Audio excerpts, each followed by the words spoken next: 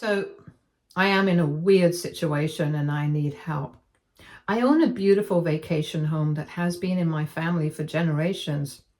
It originally belonged to my grandmother, who cherished it deeply and created many wonderful memories there. When she passed away, the house was passed down to my mother, who took great care of it and kept it as a special getaway for our family. Unfortunately, 3 years ago, my mother lost her battle with cancer and the house was left to me.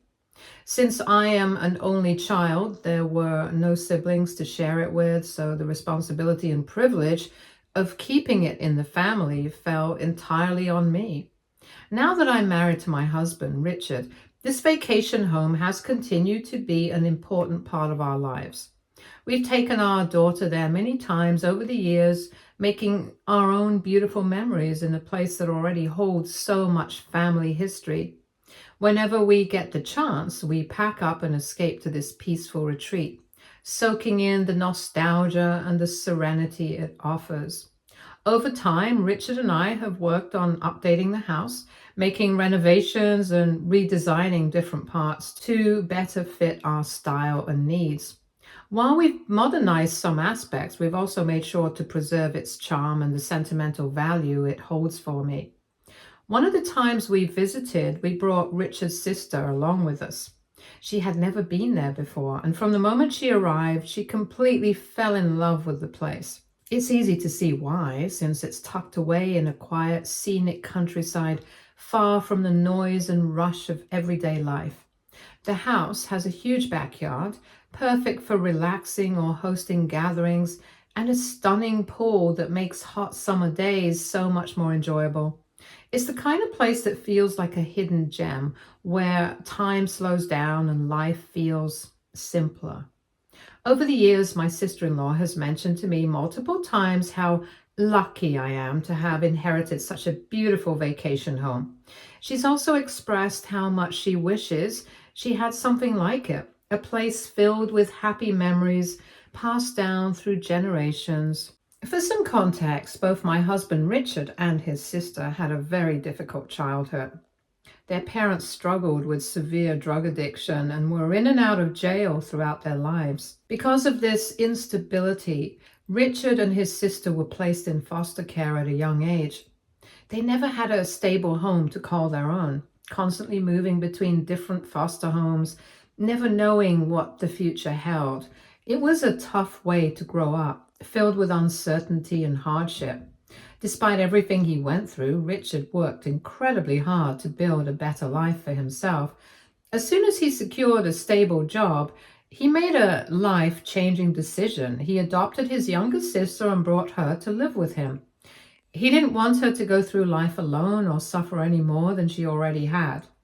In many ways, he became more than just a brother to her. He was her protector, her provider, and the closest thing she had to a parent. Because of this, their bond remains incredibly strong to this day. They've been through so much together, and no matter what, they always have each other's backs.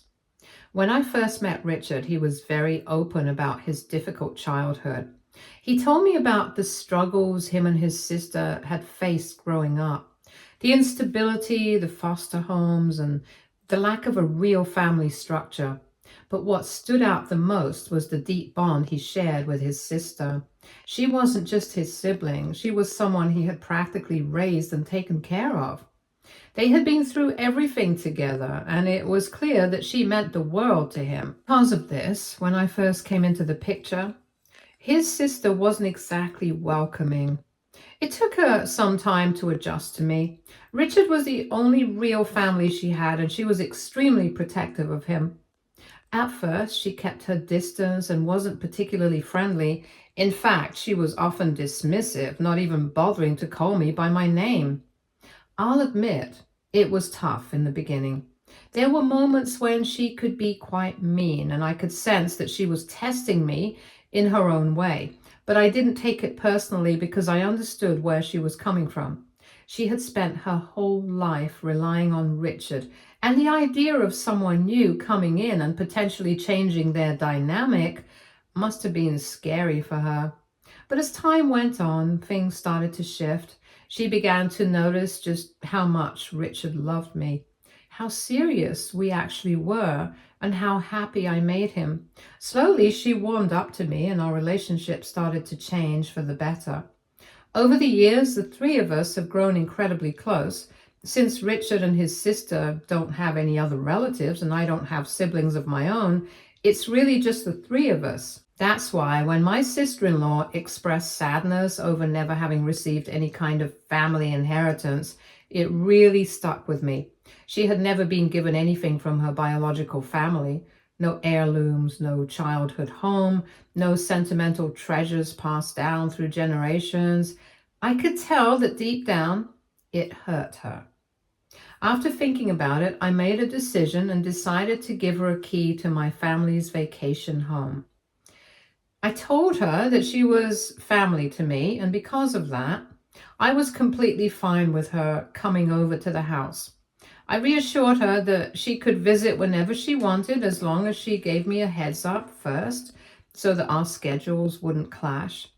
Sister-in-law was overjoyed, practically bursting with excitement, and eagerly agreed to the arrangement, promising to always check in before planning a visit. At first, my sister-in-law was respectful of our agreement.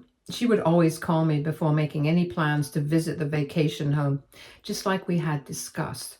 But then last year, things started to change. The first time she broke our agreement, I found out when I received a notification from my security camera of the vacation house. When I checked the footage, I was surprised to see that she was at the house. She hadn't mentioned anything to me beforehand. I immediately called her to ask what was going on. She apologized, saying she hadn't meant any harm and had simply forgotten to let me know. She promised that moving forward, she would always check in with me before visiting. I decided to take her word for it and let it slide, assuming it was just a one-time mistake. But then, not long after, she did it again. This time it wasn't just an unannounced visit. She had brought someone with her. When I checked the security footage, I saw a man I had never seen before. Neither Richard nor I had any idea who he was. At this point, I was frustrated. I called her again and reminded her that we had a simple rule. Just let me know before coming over. It wasn't about controlling when she could visit, but rather about making sure our schedules didn't clash. As it turned out, Richard and I had actually been planning to go to the house that very same weekend, and if she had just called, we could have worked something out before. Instead of understanding my frustration, she brushed it off like it was nothing. She casually told me that she was just too excited to spend time with her man and didn't really plan ahead. It quickly became clear that she had taken this mystery man there for what seemed like a romantic weekend getaway. Despite my irritation, I decided to let it go again. I didn't want to turn it into a bigger issue than it already was, but deep down, it left a bad taste in my mouth. I had given her that key as a gesture of love and trust, and she was starting to take advantage of it. However, when Richard and I visited the vacation house the following weekend, right after my sister-in-law's little getaway, I was completely unprepared for what I walked into. The moment I stepped inside, I could tell something was off. The house, which I had always taken pride in keeping clean and welcoming, was in complete disarray. The floors were sticky, like someone had spilled drinks everywhere and never bothered to wipe them up. The trash bin was overflowing with empty alcohol bottles, evidence of what had clearly been a party-like atmosphere. But the worst part was the bedroom. It was a complete mess. The bed was unkempt, the sheets were all over the place, and the whole room had an air of carelessness, as if no effort had been made to tidy up even slightly. I was absolutely furious. It wasn't just that the place was messy, it was the sheer disrespect of it all. She had left the house in this state without even bothering to call and inform me. She had knowingly walked away, fully aware that I would eventually be the one to find it. The realization hit me hard. She had clearly taken my kindness for granted. I immediately called her, barely able to keep my anger in check. I asked her outright, who did she think was going to clean up after her? I had come to the vacation house expecting a peaceful weekend, only to be greeted by a disaster that I now had to deal with. Instead of owning up to it, she casually said that she had simply forgotten to clean, and then had the audacity to tell me that since we were family, she didn't think I would be so offended by how dirty everything was. That was the last straw for me. I made it very clear to her that this behavior was unacceptable to me. I warned her that if she ever planned to visit again, she needed to inform me first. Otherwise, she was no longer welcome. My voice was firm, and for the first time, I didn't sugarcoat my frustration. For the next few hours, instead of unwinding as I had planned, I found myself scrubbing floors, taking out garbage, and restoring the house back to its normal state. Richard helped out too. Only after all that exhausting work could we finally sit down and relax. All these incidents started to change the way I saw my sister-in-law. I was starting to see her in a different light. She wasn't just making small mistakes, she was taking advantage of my generosity, assuming I would always just deal with the consequences, and the realization stung. This weekend is supposed to be special. Every year, my side of the family gathers in honor of my mom to celebrate her life. It's a tradition we've kept going since she passed away, a way to remember her and cherish the bond we all share. My dad, my grandfather, and some of my close cousins all come together at someone's place, and we just enjoy each other's company. This year, I was excited to host it at my family's vacation home. Richard and I had been planning it for weeks, making sure everything would be perfect. But today, just one day before the gathering, my phone buzzed with a security notification. My stomach dropped. I knew exactly what it meant. When I checked the camera feed, my worst suspicion was confirmed. My sister-in-law was at the vacation house again. And of course, she hadn't bothered to ask me. This time, she had even brought along 2 of her girlfriends. Normally, I would call her, scold her for not informing me, and then reluctantly let it slide. But this time was different. This wasn't just another random weekend where I could push my frustration aside. I had plans, important ones, plans that involved my family, my traditions, and honoring my mother. And now my sister-in-law had once again inserted herself into my space without permission. I didn't hesitate. I called her immediately, demanding to know why she had shown up without telling me again. She responded that she had just come out of a 1-month relationship and needed some time to process her trauma, as if that somehow justified barging into my family home unannounced one day before a major event I had been planning for weeks. She said she would have informed me just after she and her friends had already settled in. According to her, she assumed it wouldn't be a problem for me anyways. At that moment, something inside me snapped. This wasn't forgetfulness. This wasn't an innocent mistake. This was entitlement. She knew she was supposed to ask. She knew this house belonged to me, and yet she had deliberately ignored that, assuming that whatever she wanted to do would take priority over my plans, my boundaries, and my generosity. I firmly told her that Richard and I would be arriving tomorrow. I explained that this weekend was my annual family gathering, something we did every year in honor of my mother. I pointed out to her that we had been planning to host it at my family's vacation house for weeks, and that she should have asked before showing up unannounced. However, despite my frustration, I still tried to be accommodating. I told her that if she and her girlfriends wanted to really stay at my house, then they were more than welcome to join the gathering. After all, I didn't want to kick her out just for the sake of it.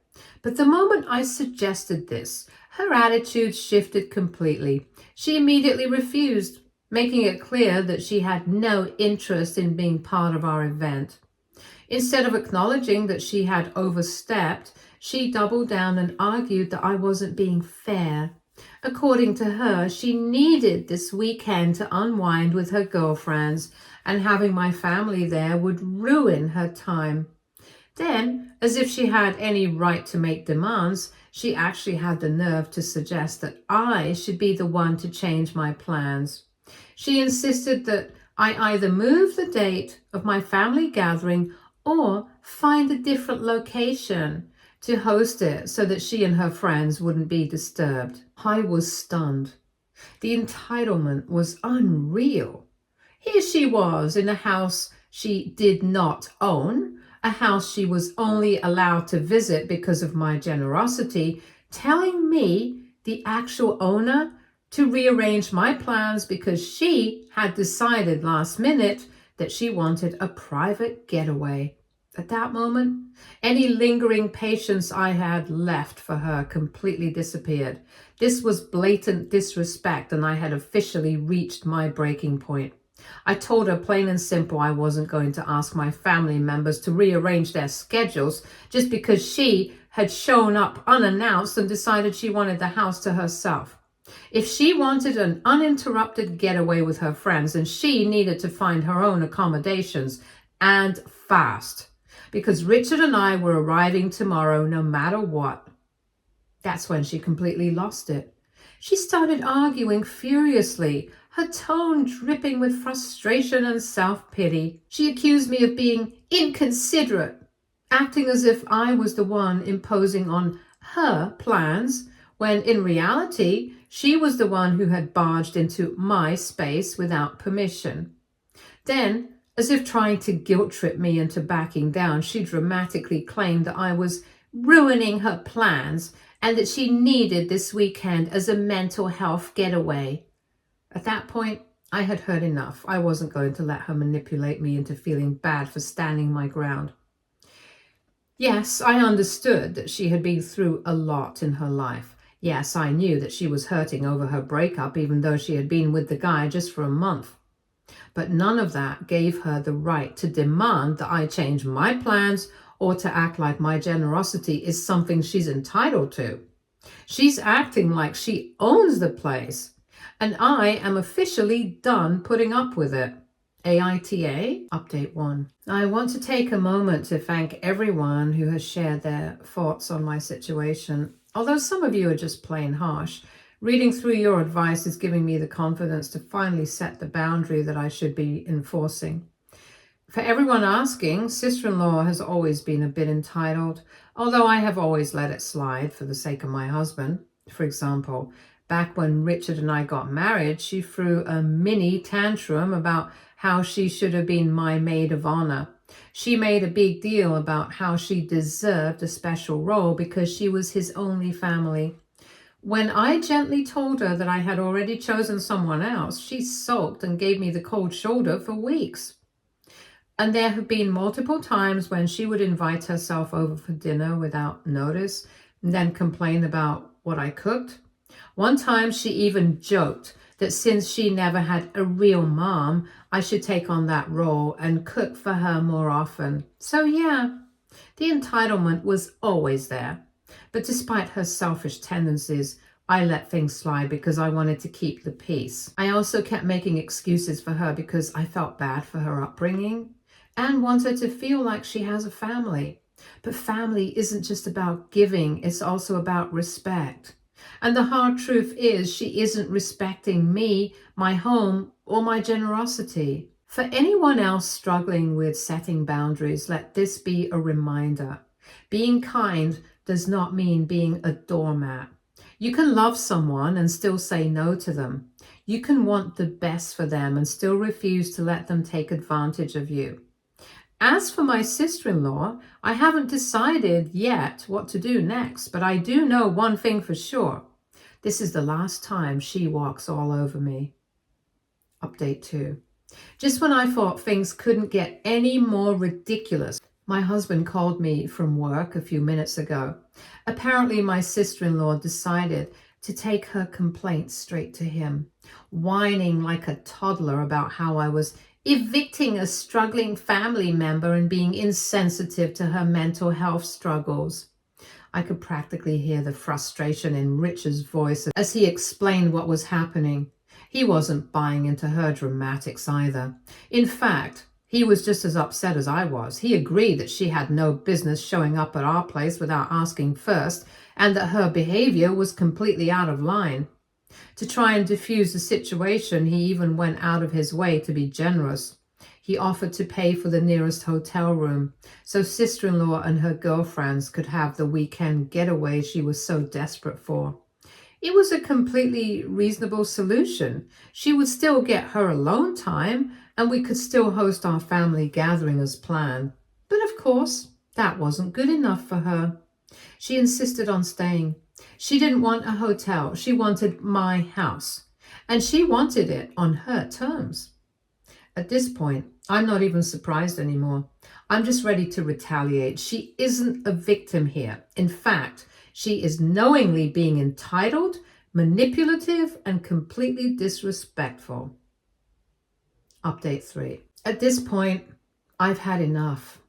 Sister-in-law wants to act entitled. She wants to act like my house isn't mine to control. Fine. I've decided to take the petty route. I called up the police on her. I calmly informed them that someone had broken into my property because that's exactly what it is, trespassing. Sister-in-law has no right to be there, and since she refuses to leave, even when Richard offers to pay for a hotel, I have no reason to keep playing nice. After the phone call, it didn't take long before the police showed up at the vacation house, and as expected, the moment they arrived, I get a furious call from my sister-in-law. She is screaming at me, demanding that I tell the officers she has permission to be there. But I don't do it, and remind her that she, in fact, does not have my permission. I calmly tell her that she has repeatedly ignored my boundaries, that she has been warned before, and that this is entirely her own fault. She tried to argue, tried to play the victim, but none of it mattered. The police didn't take long to make their decision. She and her friends were arrested for trespassing. I don't feel bad at all, not one bit, because at the end of the day, I gave her every chance to respect my space. But she took my generosity for granted and treated my family's home like her personal property. Well, now she knows I'm not playing around. My husband had no idea about what I had done until he got a frantic call from his sister, sobbing and screaming for him to bail her out. She was hysterical, acting like I had committed some unforgivable crime against her. She kept crying about how she couldn't believe I would go to such extremes over something so trivial. When Richard got home this evening, he immediately tried to talk to me about it. He wasn't outright angry, but he was definitely overwhelmed. He said that he could have convinced her to leave eventually if I had just waited a little longer, but I wasn't having it. I looked him straight in the eye and told him exactly why I did what I did.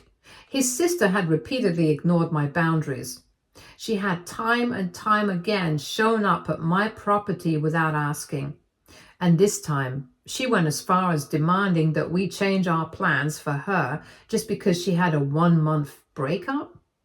I asked him point blank, what kind of grown adult acts like this? Who in their right mind thinks that they can just take over someone else's home and then throw a tantrum when they're told to leave? I made it very clear to Richard I was not a pushover.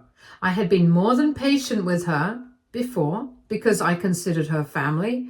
I let her get away with her behavior multiple times despite my frustration.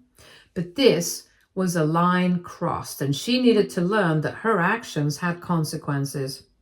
I told my husband that if his sister was crying about how unfair this was, then maybe this was the wake-up call she very much needed in life. She had treated my kindness like a given, something she could take advantage of whenever she pleased, but now she would finally understand that I was not someone to be disrespected. I told him flat out, it's time she learned her lesson, and I expected him to back me up on this, because at the end of the day, she was his sister, but this was my house, and I was done playing nice. And just to make sure there are no more surprises, I've already decided I'm going to be changing the locks tomorrow. No more access. No more unannounced visits. No more treating my house like her personal vacation resort. Sister-in-law can throw all the tantrums she wants. She can cry about how unfair this is. But at the end of the day, I refuse to let it happen again. Update 4. Despite all the chaos with my sister-in-law, my husband and I still went ahead with our annual family get-together just as planned. And it was amazing. My dad, grandfather, cousins all showed up, and we spent the whole weekend reminiscing, laughing, celebrating my mom's memory. This was what the house was meant for. Family gatherings filled with love and respect, not someone treating it like a free hotel. Richard and I also had a long conversation about everything that had happened. He admitted that at first he was taken aback by how far things escalated between me and his sister. But after thinking it over, he realized I had done the right thing. He saw how his sister had ignored my boundaries over and over again, and he understood why I had finally put my foot down. He even agreed that changing the locks was the best decision. There was no way we were ever dealing with this again.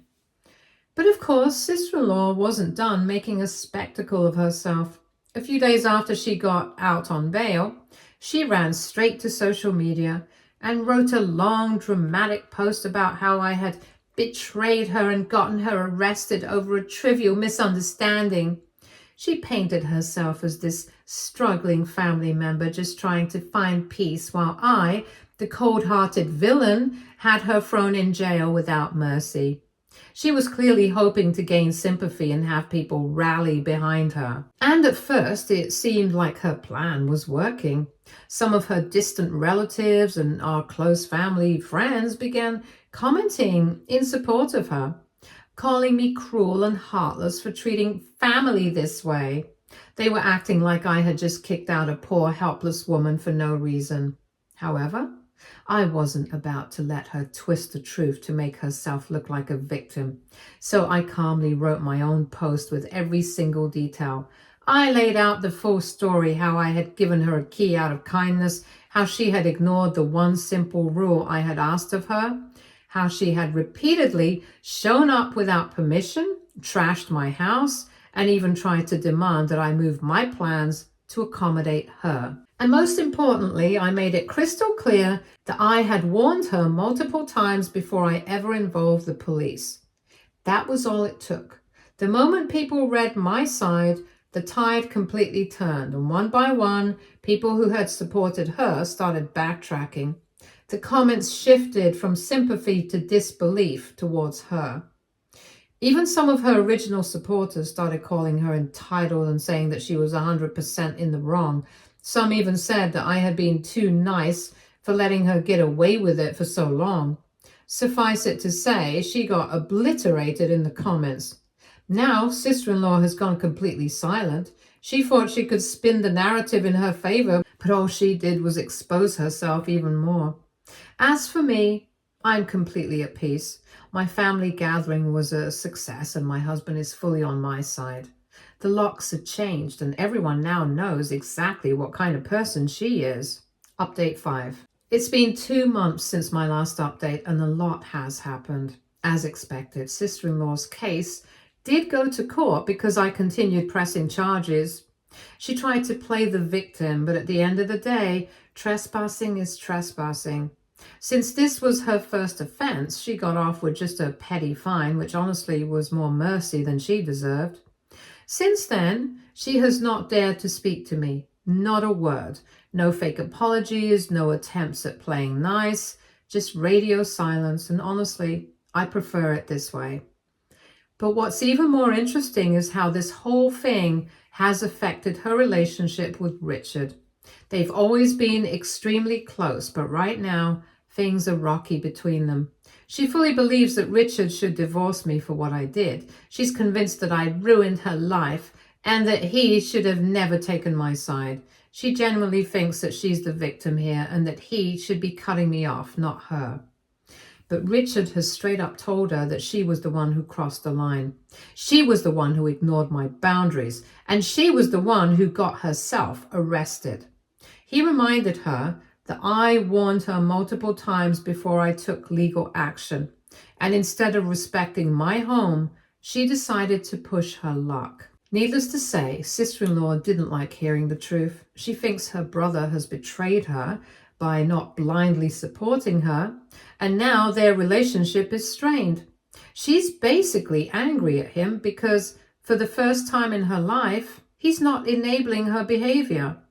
At this point, I don't even care. If she's mad that Richard chose to support his wife instead of his entitled, trespassing sister, that's her problem, not mine. I'm just glad this entire drama is over and I can finally enjoy my vacation home without worrying ever about unexpected, unwelcome guests. Stay tuned for more stories from our girl relationships.